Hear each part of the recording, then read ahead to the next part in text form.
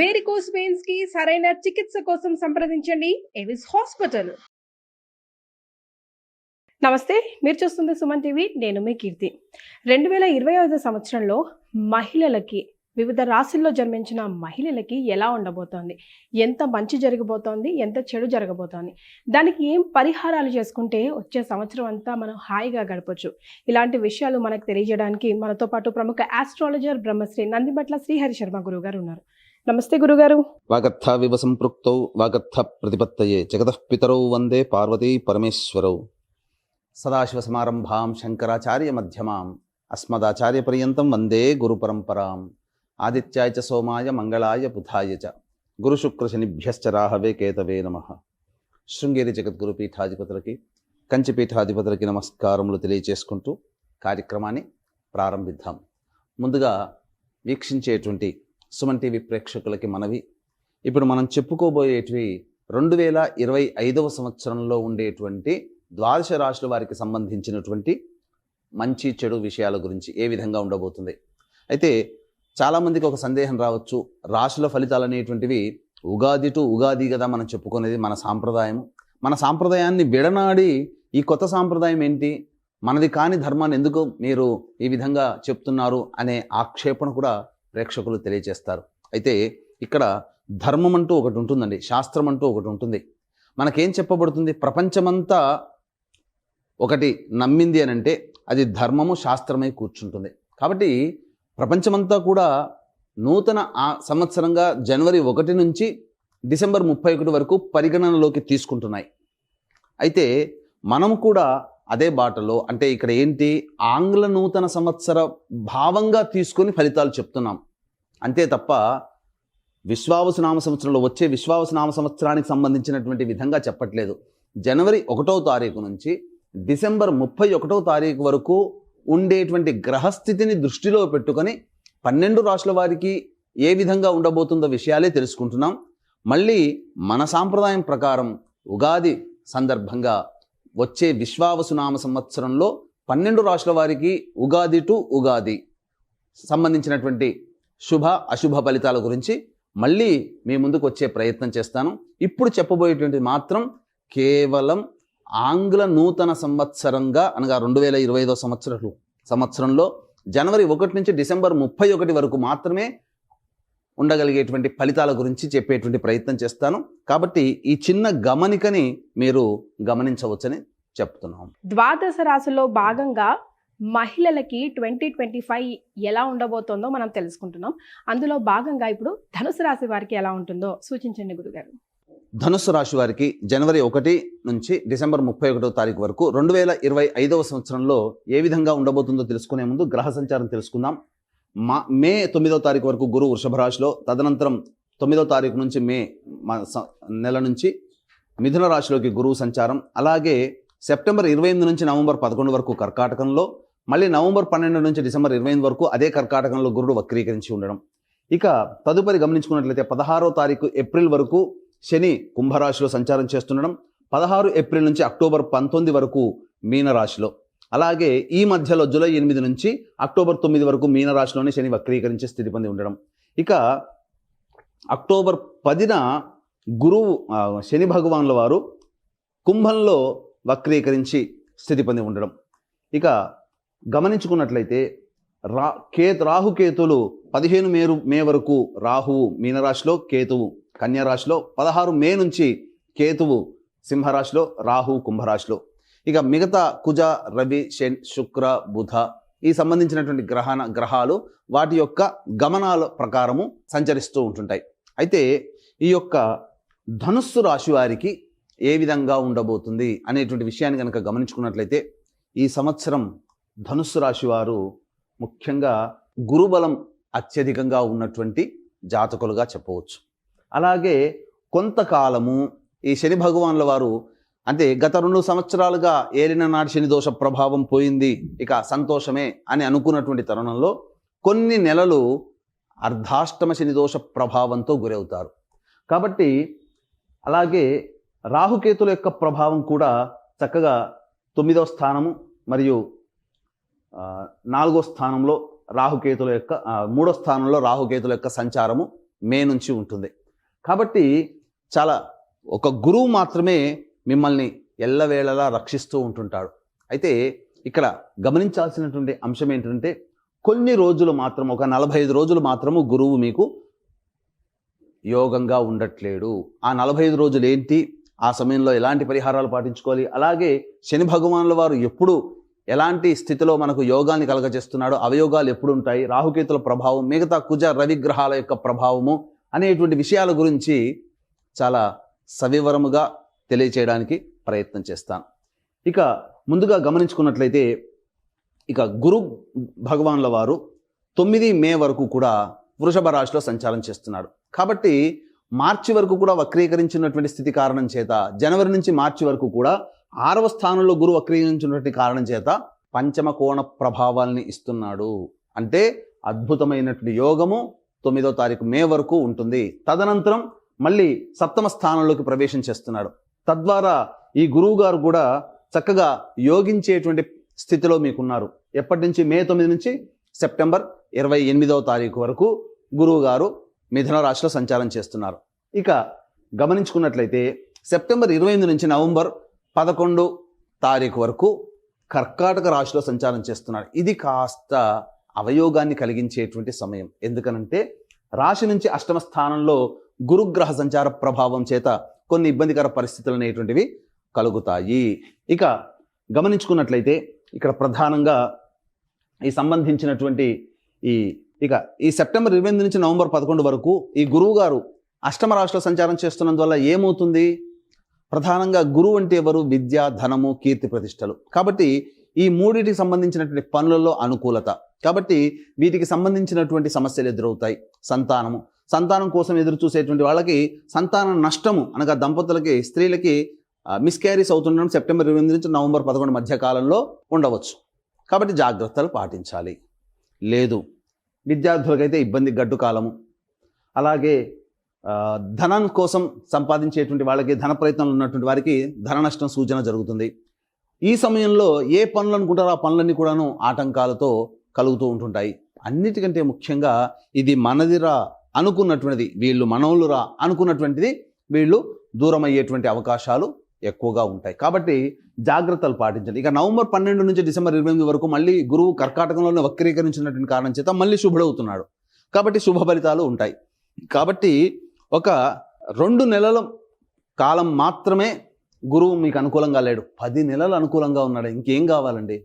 ఇక సంబంధించి చూసుకున్నట్టయితే శని భగవానుల వారు 16 ఏప్రిల్ వరకు 3వ స్థానంలో సంచారం చేస్తుండడం వల్ల అద్భుతమైనటువంటి యోగాన్ని కలగచేస్తున్నాడండి. అందులో ఏమాత్రం సందేహం లేదు. అయితే 16 ఏప్రిల్ నుంచి అక్టోబర్ 9 వరకు మీనరాశిలో సంచారం చేస్తున్నాడు. అర్ధాష్టమ శని దోష ప్రభావం. అయితే ఏప్రిల్ 16 నుంచి అక్టోబర్ 9 వరకు అర్ధాష్టమ శని దోష ప్రభావంతో ఉంటారా అంటే జూలై 8వ తారీఖున వక్రీకరించే స్థితి పొంది ఉంటున్నాడు మీనరాశిలో. అప్పుడు ఏమవుతుంది? అర్ధాష్టమ శని దోషం కాస్త మళ్ళీ యోగకారకుడుగా మారుతున్నాడు జూలై 8 నుంచి అక్టోబర్ 9 వరకు. కాబట్టి ఏప్రిల్ 16 నుంచి మే 16, జూన్ 16, 2 నెలలు, తర్వాత ఈ 22 నెలలు, అంటే ఎంత? 82 రోజుల పాటు మీకు ఈ యొక్క శని భగవానుల వారు అర్ధాష్టమ శని దోష ప్రభావాన్ని కలగచేస్తున్నారు. ఇది వాస్తవంగా గుర్తుంచుకోండి.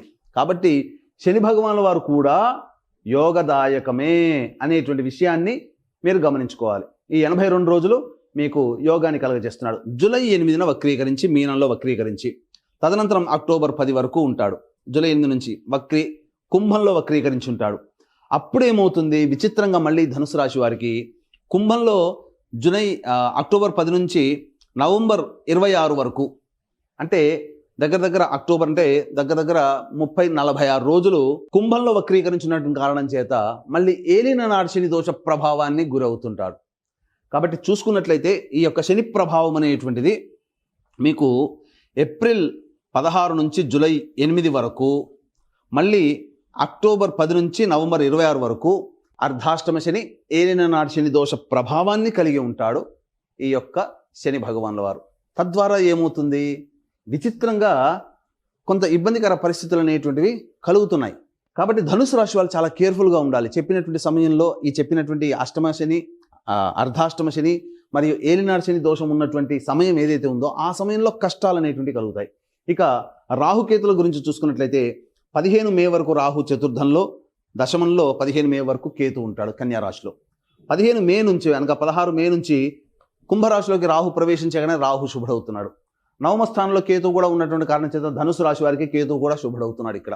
తద్వారా ఏమవుతుంది, యోగించేటువంటి స్థితిగతులు ఉంటాయి. కాకపోతే తండ్రి గారి ఆరోగ్యం పట్ల శ్రద్ధ వహించాలి.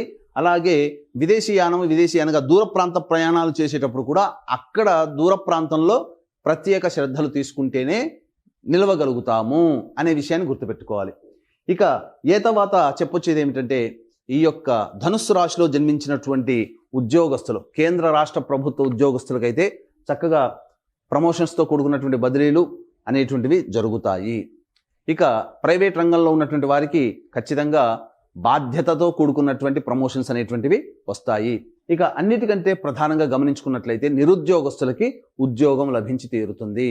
ఈ యొక్క ధనుసు రాశిలో జన్మించినటువంటి రాజకీయ నాయకులకి చక్కగా ప్రజాదరణ కలిగినటువంటి పదవి లభిస్తుంది. నామినేటెడ్ పోస్టులోనే ఉంటారు. లేదా ప్రజారంజకంగా ఈ ఆల్రెడీ ధనుసు రాశిలో ఉన్నటువంటి నాయకులు ప్రజలతో మమేకమైపోయి ప్రత్యేక గుర్తింపుని తెచ్చుకుంటారని చెప్పవచ్చు. ఈ యొక్క ధనుసు రాశిలో జన్మించినటువంటి ఈ యొక్క సినీ రంగ ప్రముఖులు కావచ్చు, కళారంగంలో కావచ్చు, 24 ఫ్రేమ్స్లో వర్క్ చేసేటువంటి వాళ్ళు కావచ్చు, మీడియా రంగం వాళ్ళు కావచ్చు, సోషల్ మీడియా కావచ్చు, ప్రింటింగ్ అండ్ ఎలక్ట్రానిక్స్ మీడియా రంగంలో ఉన్నటువంటి వాళ్ళు కావచ్చు, వాళ్ళకందరికీ కూడాను అద్భుతమైనటువంటి యోగదాయకమైనటువంటి ఫలితములు ఉంటాయి. అధిక సంపాదన ఈ సంవత్సరం వారికి ఉండబోతుంది. తద్వారా కొత్త కొత్త ప్రాజెక్టులు అనేటువంటివి సైన్ చేస్తారు. తద్వారా డబ్బు వస్తుంది, ప్రజాదరణ కూడా పెరుగుతుంది.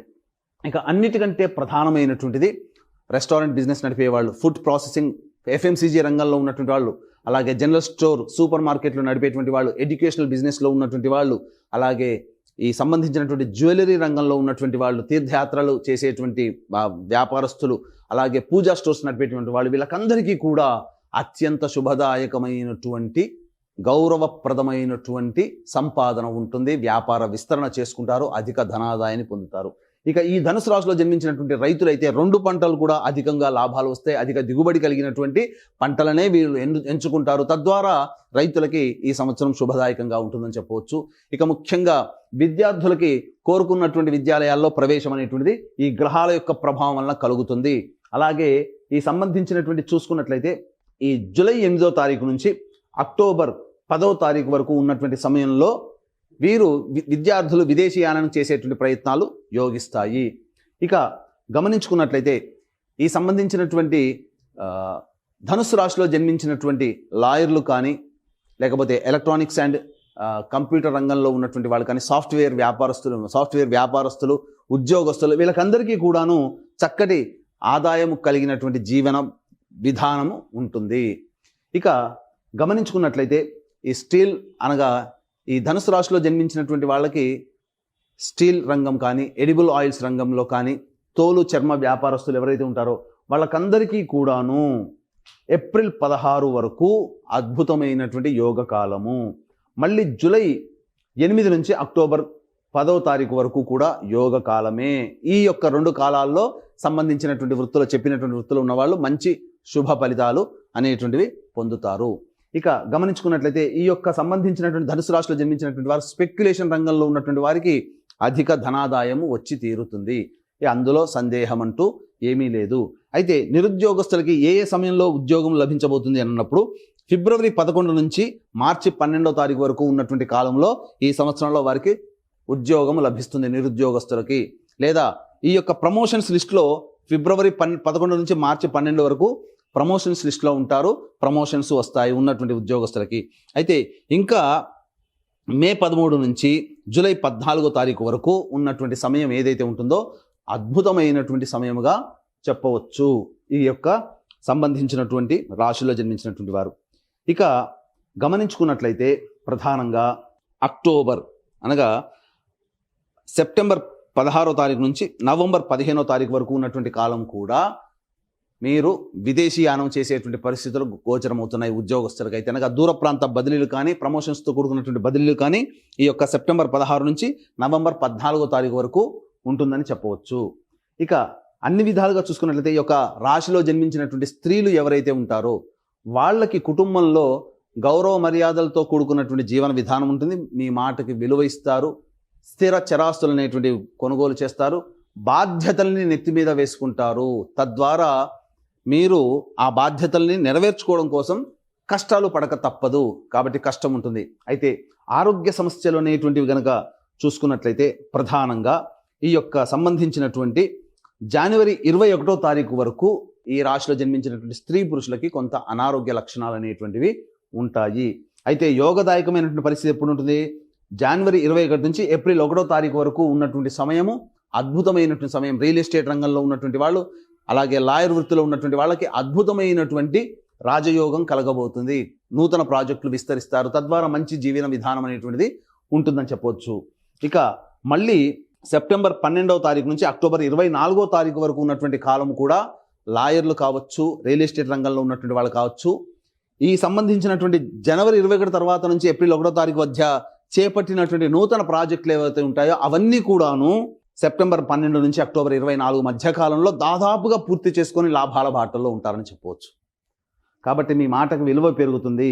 అన్నిటికంటే ప్రధానమైనటువంటిది జాతకరీత్యా ప్రధానంగా ఈ జూలై 26 నుంచి సెప్టెంబర్ 10వ తారీఖు వరకు ఉన్నటువంటి సమయం ఏదైతే ఉంటుందో ఉద్యోగంలో మార్పులు చేర్పులు చోటు చేసుకుంటాయి. ఉద్యోగంలో మీకు కాస్త అసహనం పెరిగిపోతుంది, కోపం ఎక్కువగా ఉంటుంది. కాబట్టి ఆ సమయంలో లౌక్యంతో ఎదుటి వాళ్ళతో, కుటుంబ సభ్యులతో మీరు వ్యవహరించండి.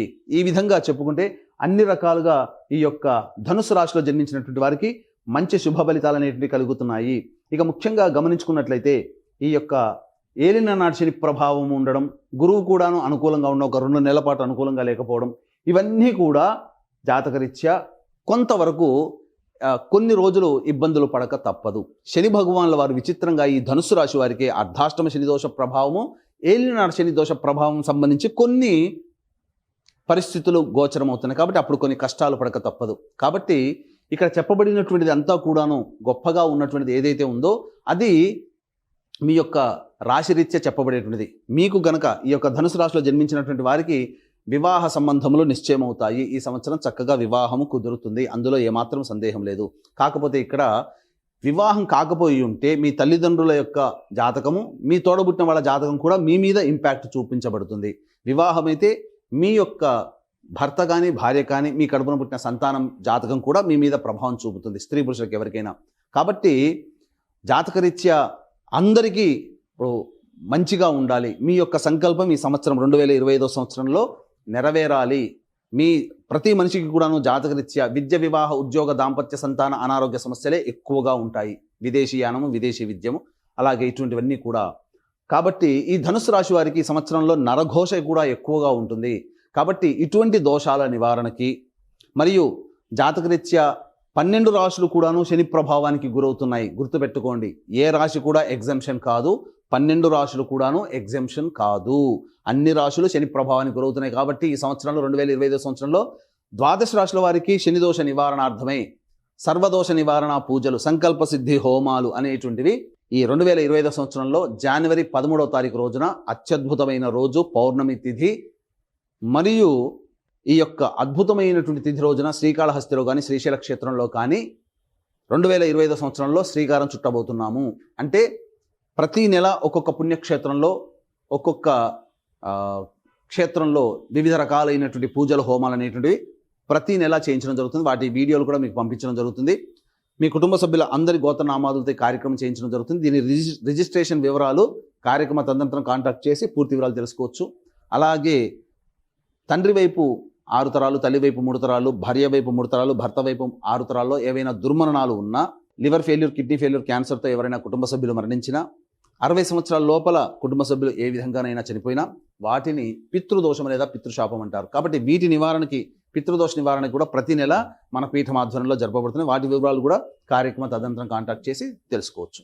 ఇప్పుడు ఈ యొక్క ద్వాదశ రాశుల వారికి సంబంధించినటువంటి దోషాల నివారణకి పరిహారాలు అనేటువంటివి తెలియజేసుకుందాం. ఇక్కడ గమనించుకున్నట్లయితే ఈ యొక్క 2025 సంవత్సరంలో ద్వాదశ రాశుల వారికి సంబంధించినటువంటి ఇబ్బందులు, అనగా ముఖ్యంగా ధనుస్సు రాశి వారికి ఇబ్బందులు ఎదురైనప్పుడు ఈ సంవత్సరం అంతా ఎటువంటి పరిహారాలు చేసుకోవాలి అని అంటే, ప్రతిరోజు కూడాను శివాలయ సందర్శనం, విష్ణు దేవాలయ సందర్శనం చేసుకుంటే మంచిది. ప్రతిరోజు విష్ణు దేవాలయం చేసుకుంటే ఇంకా మంచిది. లేదా సమస్యలు కలిగినప్పుడు తులసి చెట్టు దగ్గర ఆవు నేతితో దీపారాధన చేసి ఒక 27 రోజుల పాటు విష్ణు సహస్రనామ పారాయణం చేయండి, సమస్య పరిష్కారం అవుతుంది. అలాగే ప్రతిరోజు కూడాను దత్తకవచ పారాయణం చేయడం మరియు సూర్యుడికి నమస్కారం, సూర్యాష్టకం 6 సార్లు పారాయణం చేయడం, ఆదివారం నాడు మాంసాహార భోజనం నిషిద్ధము అనేటువంటిది కనుక పెట్టుకుంటే చాలా మంచి ఫలితాలు పొందుతారు. ఇక చెప్పినటువంటి విషయాల కంటే విభిన్నంగా మీ యొక్క జాతకం ఉంది అని అంటే మీ యొక్క జాతకంలోని నడుస్తున్నటువంటి దశాంతర్దశల యొక్క ప్రభావాలు కావున దగ్గరలోని మంచి ఉపాసనాపరులైనటువంటి పండితుల్ని, జ్యోతిష పండితుల్ని సంప్రదించి వారి సలహాలు సూచనలు కనుక పాటించి మంచి ఫలితాలు, మంచి జీవనాన్ని పొందుతారని ఆశిస్తూ సర్వం శ్రీ ఉమామహేశ్వర పరబ్రహ్మార్పణమస్తు.